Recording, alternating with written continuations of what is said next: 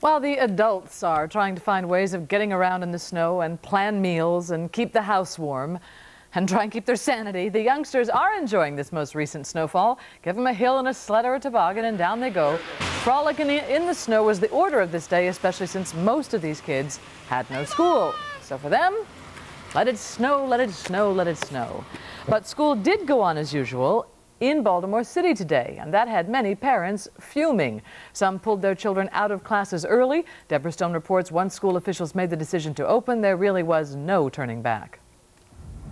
It looked like something akin to a blizzard outside Hazelwood Elementary today, and as the snow continued to fall, anxious parents showed up at this school and others to get their children and take them home. I'm surprised they're not closed. I was listening all morning to see if they were going to close, and they weren't closing. I think it's awful. I have two children that are here at Hazelwood, and I had to come and get them both because I don't know what the weather might be like, when the time comes for them to actually, be out of school for the end of the day. Parents were worried conditions would get worse and make it even more dangerous to be on the road. That's why Jean Miller took her kids home this morning. The last thing I need is to have another car accident in this weather, with my children. At least one city school did close a bit early. One teacher called us to say kids from Samuel Morse Elementary were dismissed.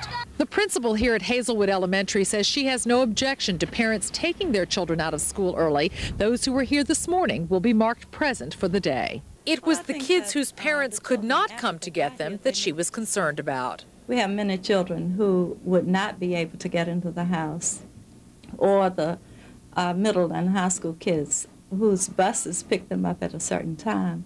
And when you put them out on the street, you're just asking for trouble if they can't get home. School officials say they rely on forecasts from the National Weather Service. Since only 1 to 3 inches of snow were predicted, they say it seemed to make sense to open this morning. And once kids were there, the only logical thing to do was to proceed with the school day.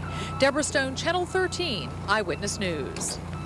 Schedules of MTA buses that transport city children are also very difficult to change, so if kids had been let out early, they might have been waiting in the cold for hours for their buses to arrive.